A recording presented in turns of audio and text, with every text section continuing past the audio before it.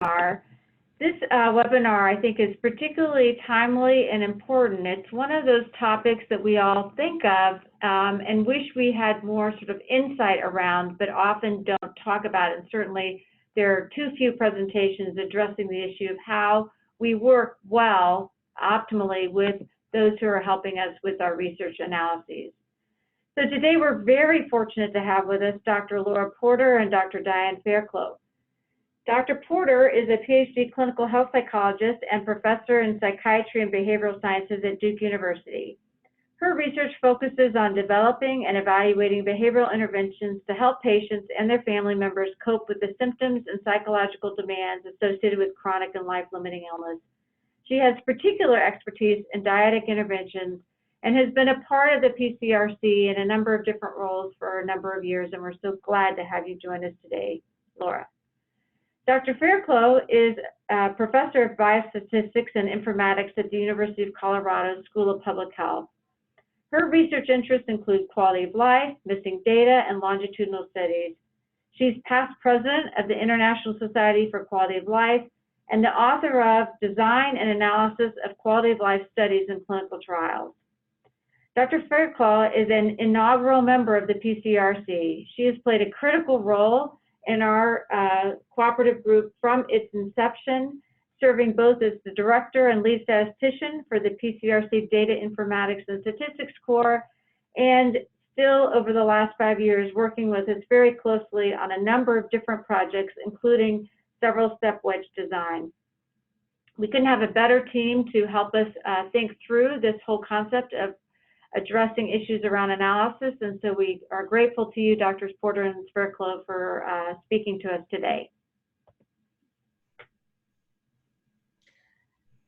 Thank you, Christine, for the introduction. This is Laura Porter. Thank you all for being on the webinar. I'm really pleased to have the opportunity to talk about the study and the collaboration with Diane for the analyses. So as an overview, I will give you some background information about the trial and some of the steps that we took early on that then I think were critical in facilitating the analysis a portion of the study. And Diane will then take over and talk about some of those steps and the analysis plan and give a summary. Next slide. So this study is called Caregiver Guided Pain Management in Palliative Care, or Caring PALS for short. And this was a multi-site randomized clinical trial that tested the efficacy of a behavioral pain coping skills intervention for patients with advanced cancer and their caregivers. Frank Keefe was the co-PI on this study, and he had done some pilot work with this dyadic intervention for patient caregivers in the context of hospice around pain management. And he had done a small pilot study that we wanted to expand to a larger clinical trial. And so when the PCRC had their first round of RFAs back in 2014, we thought this presented a fantastic opportunity to propose this type of trial, and we were fortunate enough to have it funded. Given that this was quite some time ago, I just wanted to put that out there that I'm a bit fuzzy on all of the details that happened way back then, but I will do my best to identify some of the key aspects of the data management process. So this was actually a 5-site study, and we ultimately randomized 202 patient caregiver dyads, either to the pain coping skills intervention or to an enhanced treatment as usual condition. And so in terms of assessments, we had patients and caregivers complete questionnaires prior to starting the intervention and then post-intervention. We then also followed caregivers, we followed patients and tracked to see when they passed away, and then conducted 3- and 6-month post follow-ups with the caregivers after the patient's death, if in fact the patient did die within a 2-year window from the time that the diet was enrolled. Next slide. So these are some of the steps that happened along the way. So as we were preparing the proposal, we did have a PCRC statistician who conducted the power calculation and who then wrote the data analysis plan. So that was, the very first step in the process. Then when we were funded, we are fortunate enough to have a fantastic data manager, Maggie Rogers, who is, I believe, on the call. And she was really instrumental in working with the PCRC measurement core, in particular Antonia Bennett, who helped us develop the REDCap database. And Maggie reminded me that this was her very first REDCap database that she developed. So this was definitely a learning process, but she did fabulously well with this. And we worked with the PCRC on the measure selection in terms of making sure that we had consistent measures, on a data dictionary, on the REDCap database. So that all happened right at the beginning of the study. We then, during the course of the study, since we had so many sites, it was really important to conduct ongoing monitoring of data collection and missing data. So we had bi-weekly telephone calls with the site coordinators, and this was something that was reviewed on a regular basis. I will say that while we were hoping that patients and caregivers would complete questionnaires directly into REDCap, oftentimes they were completing paper and pencil measures, and then we were doing data entry. So on the one hand, that was a pretty easy way to keep track of missing data, although it was rather time intensive. So during the course of the study, we had a PCRC statistician who was involved, first of all, in the randomization procedures, generating the randomization lists with stratification as we needed. He also completed a database quality assurance review, and I don't remember exactly when this occurred, whether it was a year or so after we started data collection, but this was really helpful just as a check to make sure that we were covering all the bases and that the data was being properly entered and managed, and he had suggestions for some data checking. So that was a helpful step in the process. And then we did publish a protocol paper, and the statistician was involved in helping with the write-up of the data analysis section and then responding to reviewer comments. So I'm going to say at this point that the statistician who was involved up to this point then became unavailable for the actual data analysis part at the end of the study, which is when we got hooked up with Diane. So these were the roles that one person was playing that then kind of set the stage, but we did have a lack of continuity, which was unfortunate, but it worked out. So I guess an additional thing that happened during the course of the study was that I was conducting some interim analyses of the baseline data. So for things like conference presentations. And what this did was it led me to do the scoring of the measures and conduct some ongoing data cleaning. So I was looking at things like, to make sure that the values were all within the ranges that they should be, and that things, everything seemed to make sense and that there were no glaring errors. And again, kind of then alerted us to any missing data. Next slide. So, and then as I mentioned, unfortunately, our original statistician was not available to do the outcome analyses. So after panicking briefly, I contacted the PCRC and asked for some help, and very fortuitously got paired up with Diane and worked with her. I was incredibly grateful for her to step in at the last minute and really, wanted to try to make this as smooth as possible for her. So we we talked about what she needed from me. And these included the research questions, the study aims, and the study design, which I was able to provide. And then the variables. So given the fact that I had created done the scoring, created variable names, we also had the data dictionary, so that all facilitated my getting that information to her. I also provided her the analysis plan that we had included with the grant, which she could use as a basis for her work, and then a timeline, which we'll look at in the next slide. I gave her the scoring documentation. So as I had been working on creating scoring, I had documentation of that, which I shared with her.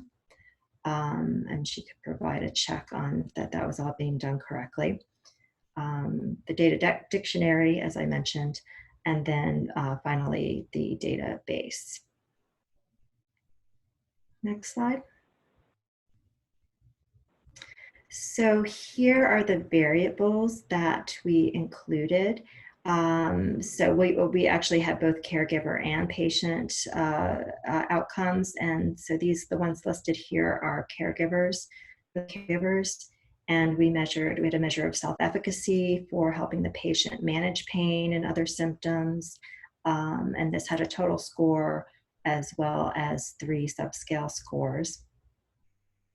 We also measured caregiver depression using the CESD, caregiver anxiety with, I believe, the State Trait Anxiety Index, caregiver strain, caregiving satisfaction, holding back, which is a measure of communication. So asking the caregiver how much they hold back from talking to the patient about important cancer-related concerns.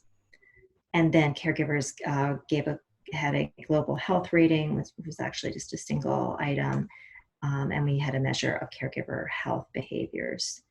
So I provided these variable names along with how these variables were derived as part of the information that I gave to Diane. Next slide. And this is probably a bit hard to see, but this timeline came from the template that the PCRC provided for their protocol. So in the beginning of the study, we created a protocol based on the grant submission and created this timeline as part of that. So you can see it kind of lays out when everything occurs from the time of enrollment, and we're checking the eligibility criteria, and then when each of the assessments occurred relative to the intervention. So you can see you can see the patient assessments. I believe they're separated into patient and caregiver. It's been a while since I looked at this. Or this might just show the patient assessments, but in the entire document you can see both the patient and the caregiver assessments, right? So this is just patient, because you see in the far right columns this was obviously a different version of this because it says 4 months and 11 months, and it was actually 3 and 6 months post-death, and then we were collecting the caregiver assessments at that point. And that, is an example of just showing how to give Diane a sense of what was happening when, and that answer, I think, clarified the study design and the timing for her. And I think now I am going to turn it over to Diane with the next slide. So I'd be happy to answer any questions before that about anything that I just presented, if there are any.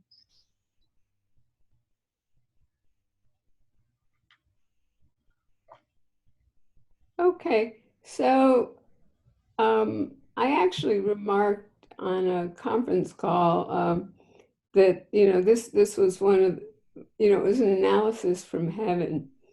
And I got a request to do this webinar. And, what were the main elements that made it an analysis for heaven? One is the proposal was clear with details. There were those variable names. I've spent hours hunting through these huge data dictionaries to try to guess what is the right variable to measure a certain component. And so this took that step away. And it was actually the first really clean data set that I've ever encountered in my 40 plus years of experience. And, part of that was there was a lot of attention to monitoring it and paying attention to what was happening. But I think also the analysis of the baseline data probably picked up a few things. So that might, that help with it. So as a result, the analysis was completed quite quickly and everybody was happy. And so, that's kind of the overview of how this webinar got started. Next slide.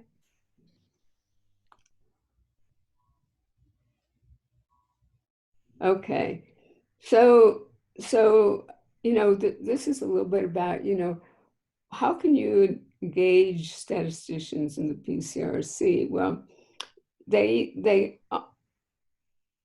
typically come from two sources. One is a request to assist with the trial design or the analysis plan for the grant. And they also come from requests to assist with data analysis on the pilot project, and also on projects that kind of get orphaned, that, the original statistician becomes available. So sometimes PIs in the PCRC don't have access to a biostatistician. It's sometimes because of funds. It's sometimes because of local resources. And it's not that the local institution doesn't have biostatisticians, but there's a lot of competition, and sometimes, one of our investigators just hasn't have the clout to pull in a statistician from the local pool. The other issue might be that the analysis needs specific expertise. Mine is in longitudinal data with dropout due to mortality and morbidity, which is obviously going to be a problem in all of our palliative care studies. And so then, the PI will send an analysis proposal and data sets. That analysis proposal can be almost non-existent or it can be fairly detailed. Next slide. So I hope I'm preaching to the choir when I talk about this, but there's different models for involving statisticians. The best one is early, and I mean really, really early, and involved in grant planning, design, or development of the database and the data collection instruments. occasionally somebody will come and say, oh, I have this grant, I need a sample size calculation. And it's so close to the deadline of the submission that even if there was an improvement in the study design, that I would like to suggest the timeline doesn't allow that. Obviously, weaker models or late involvement in the study design, as I just mentioned, or minimal involvement in setting up the data collection procedures and databases. I've gotten databases where the variable names are almost impossible. Sometimes they're 40 characters long, and to have to type those 40 character names into your programs every time and do it without misspelling something is really going to be onerous. And so, having the statistician help with the naming conventions and the structure of the database is a good idea. Then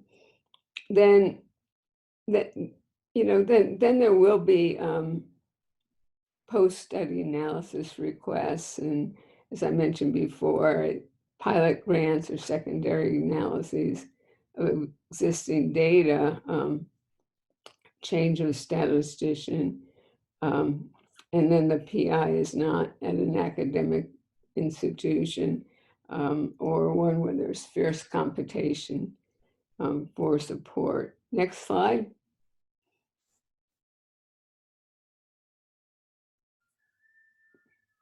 So how can you facilitate the analysis of the study?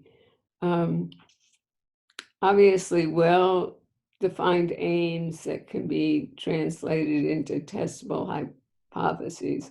Sometimes people think they have a well-defined question, but when the statistician looks at it, they go, how am I going to test that? So having this discussion as early as possible will make sure that it works. So ideally earlier is better. And what else? I'm being a little repetitive, but what else to avoid time-consuming work? Identifying the exact variables involved in the analysis, clear definitions to derive outcomes or predictors from other variables, and draft tables and figures really are helpful. A lot of times the draft tables will, let you know in different fields, people want different things. Sometimes they want 95% confidence intervals. Sometimes, the standard error is appropriate. In other cases, what we usually call a table 1, which is describing the population, are there groups of responses that need to be collapsed? Sometimes if it's a continuous variable, like, years since primary diagnosis, it doesn't make sense to do that for every single response, but it may make sense to say, less than 1 year, 1 to 2, 2 or more. It just depends on the diagnosis and what makes sense in describing those populations. So the drafts of those figures and tables often makes things go quicker because, I can guess, but 90% of the time I have to go back and redo it, and that slows everything down. Next slide.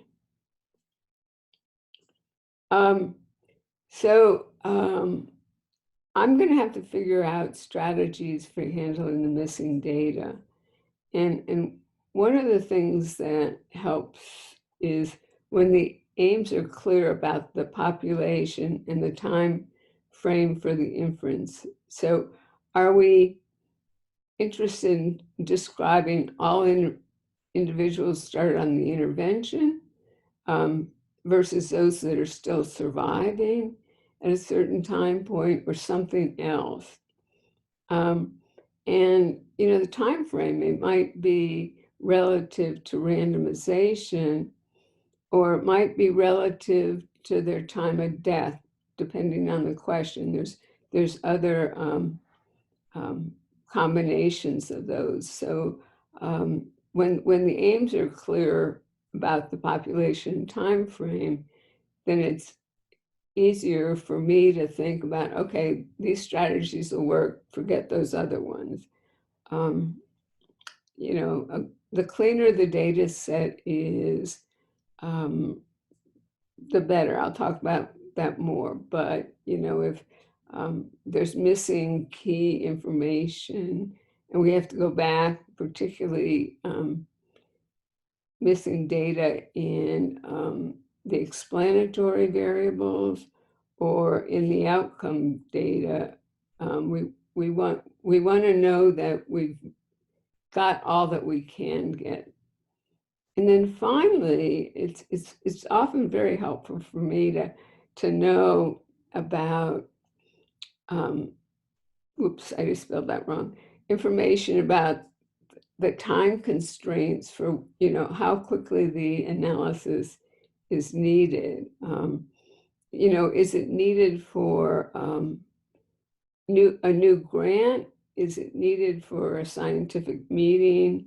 Some things have deadlines and there's no pushing them back, and some things, have some flexibility. But I have to say that I have occasionally, somebody says, oh, I have an abstract due this Friday, and I haven't heard about it at all. I've said, I'm sorry, I can't do that.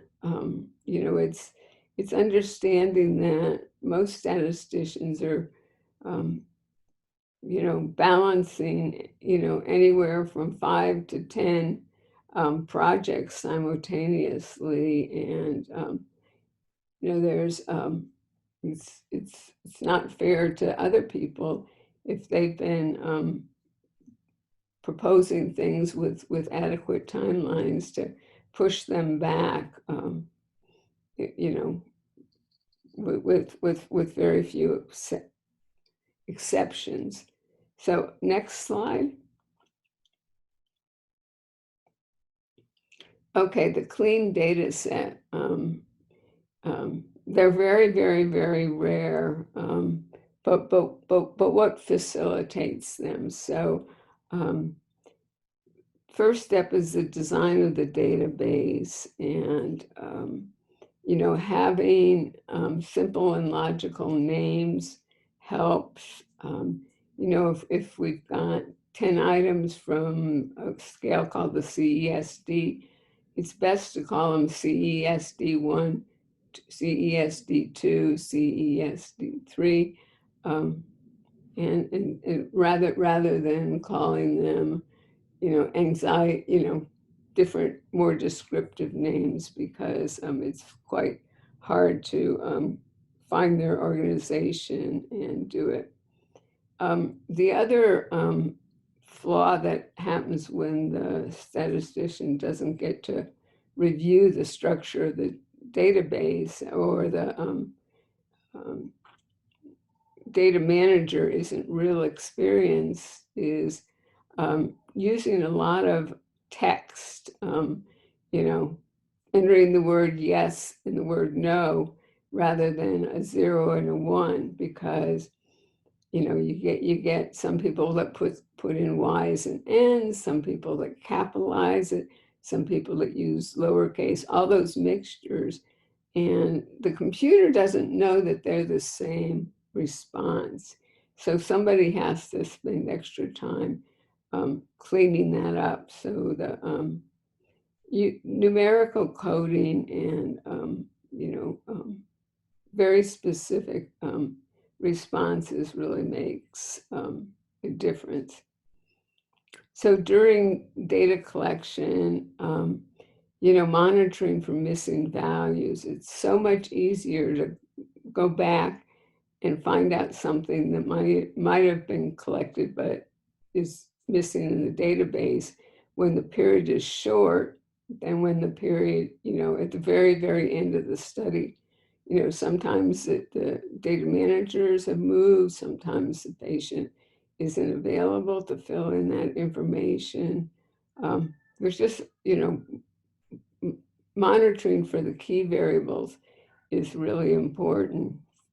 And then, having done some descriptive statistics on all the variables proposed for the analysis. So to some extent, this got done when Laura did that analysis of the baseline data. But, the continuous variables, looking at the min and the max, does the range make sense? When I pick up something that has a 99, which is sometimes a code that we use for missing value, if I hadn't checked that out, I might be doing the means and say, boy, these are strange means. But, until I look at that min and the max, I go, oh, okay, that's an impossible one for the range. If you see big differences in means and medians,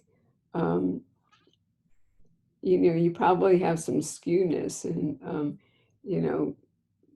double checking to make sure it isn't due to, one outlier or, or whether you really do have a skewed distribution.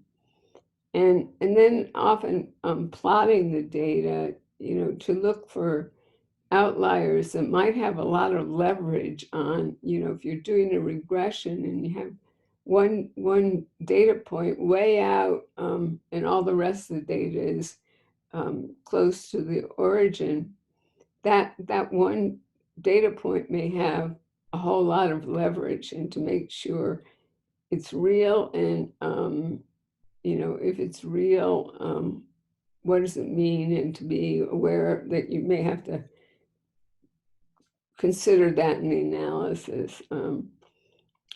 The categorical variables, just doing a frequency table, do the frequencies make sense? And are there categories that should be collapsed, either when reporting the results or even thinking about it as an explanatory variable? If in your racial makeup, 95% of your population is white, well, then it doesn't make much sense to look at the other divisions, Black, Asian, Hispanic. They just may be, minority, non-minority, and, that'll, these are decisions, but also to, it helps with the descriptive statistics. And if something doesn't make sense, then to go back and figure out, what was going on. So next slide. And it's a two-way street, because there are things that I can do during the analysis that can facilitate the whole project. So one of the things I try to do is draft what would be the analysis method section of a manuscript, and that will, if I don't, they'll always have to go back and ask for it. But sometimes that coming back to me is 3 months down the road, and I have to go, oh, what did I do? But if I've written it out while I'm doing it, then it makes it easier for everybody else. And there may be a need for, and it may not be something you're going to necessarily put in at least your preliminary draft of your analysis methods, but expanded explanations of the analysis, if appropriate, particularly things like sensitivity analyses. That, you know, there was the original proposed analysis, but you wanted to answer some questions about, you know, maybe the impact of the missing data, or you know, it could be a lot of other things.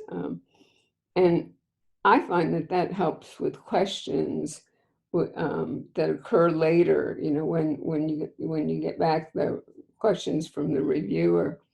And again, because I'm working on so many projects, I don't remember the details of every analysis I have. So if I've been writing these out and documenting them, it will help with the questions. So it's a two-way street about how to make this experience a good experience for everybody. So next slide. So this is kind of the summary. You know, what makes a project from heaven? Well-defined questions, draft analysis plan, usually from the grant. Sometimes you change your plan, you know, maybe because there's new methods, or maybe because there's something that happened during the study that you didn't anticipate, but at least it's a starting point. You also have to know what it is, because if you're changing it, you're going to have to defend that, because that analysis plan has been published, and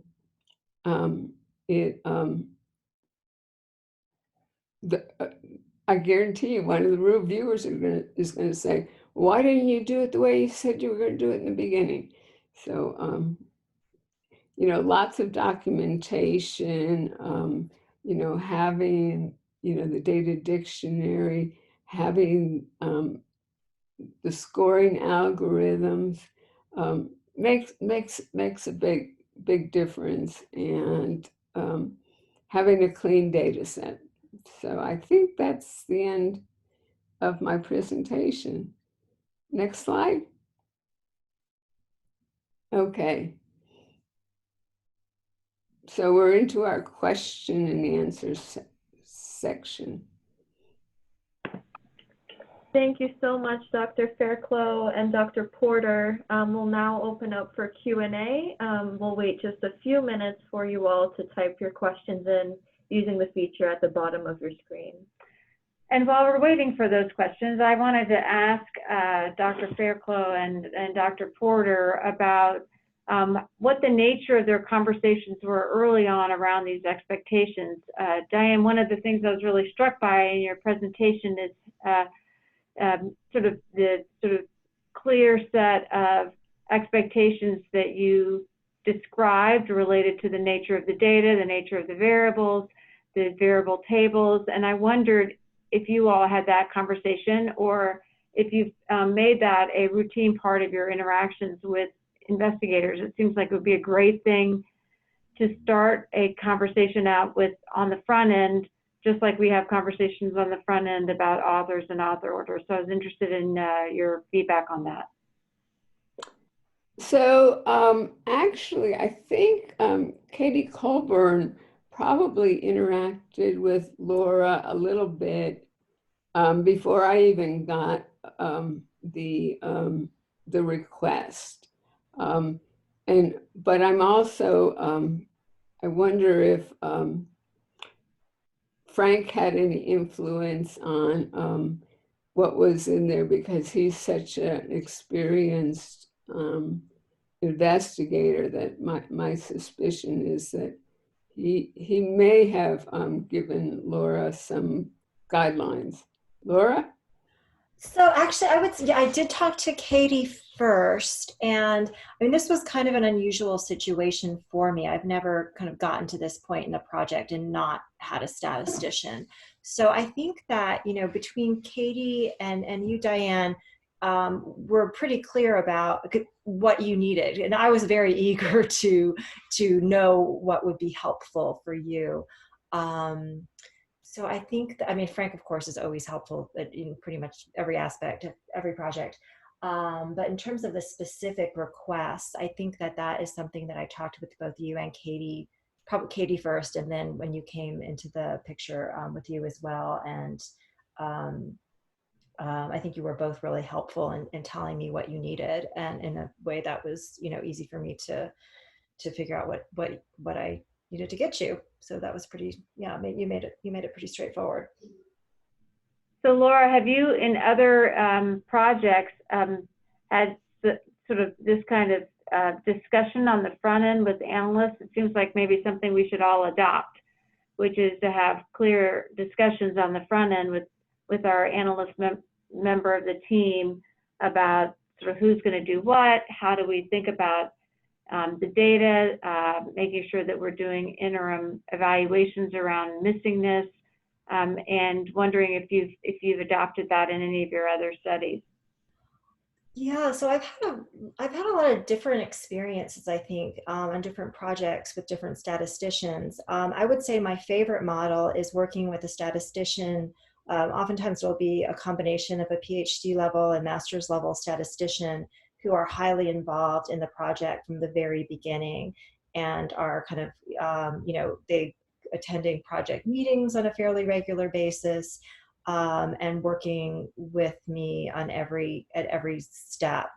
I can do some basic data management and statistical analyses myself, but I like to have somebody double checking what I do, and so that's been my favorite model to work with. But I have also had projects where the statistician just does not have that amount of time, or that we don't have the money budgeted for, you know, the PhD and the master's level person.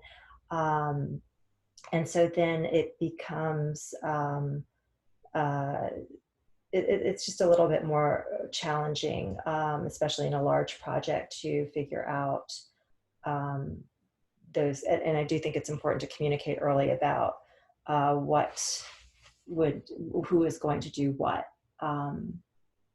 Yeah, so, you know, in small pilot projects where there aren't that many participants and you can kind of keep track of things and stay on top of things pretty easily, that's one scenario. And then a larger RCT, it gets a lot more complicated. And I think, you know, the more you can have that early involvement and those ongoing conversations, the better. Amen.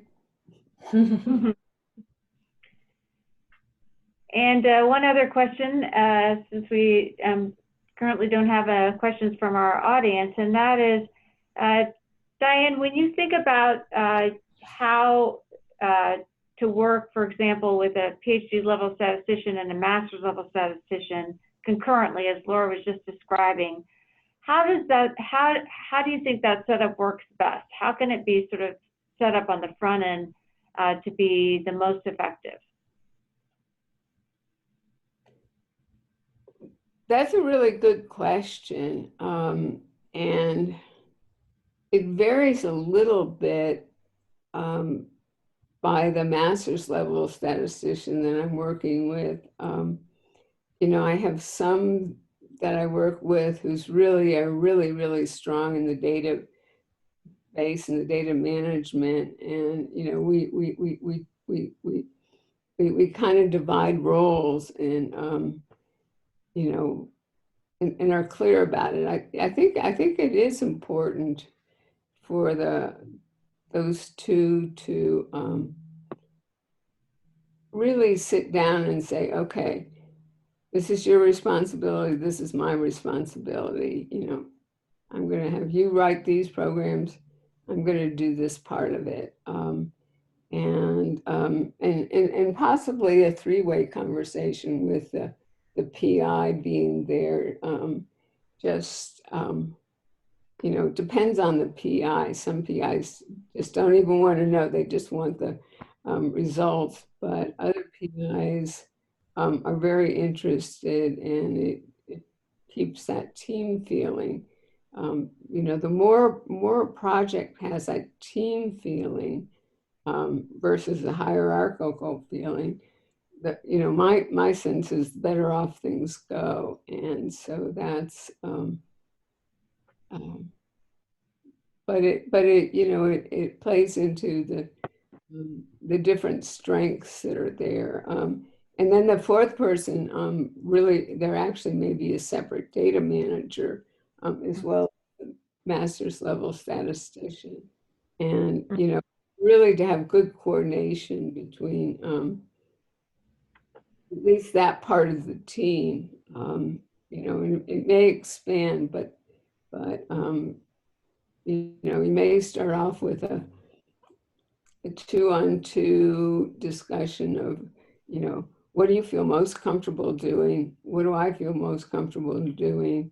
How can we divvy this up to have it make sense?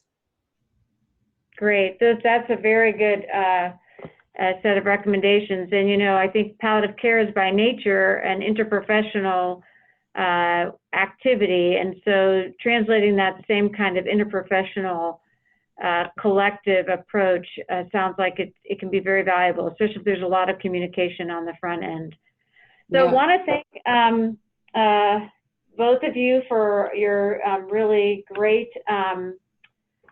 presentation and for some very useful tips, I think, for people to think about as they think about how they work with analysts. And just as a reminder to our audience that our webinars are on the PCRC website, and that the slides are also available there. And so they will be loaded and be available to you for reference in the future. And many people do use them for references in the future.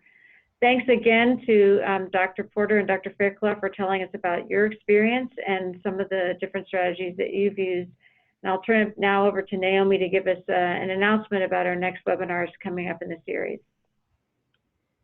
Thank you, Dr. Ritchie. And if all of our attendees do go to our website, we have 2 more webinars that are posted for the near future. Next up, we have Dr. Zara Cooper presenting on challenges in palliative care and the surgical patient. And at the end of August, we have Drs. Jennifer Ports and Carla Washington, our co-leads of our digital health SIG, presenting on digital health solutions for your COVID-19 research contingency plan. Please see the website for full registration details and also for a complete list of panelists. We hope that you do join us for those as well. And we'll also be sending out an evaluation where we gather other topics that you might be interested in learning more about. So please take a minute to fill that out. Thank you again to our speakers and to all of our attendees for joining today. Take care, everyone. Bye. Bye. Thanks so much.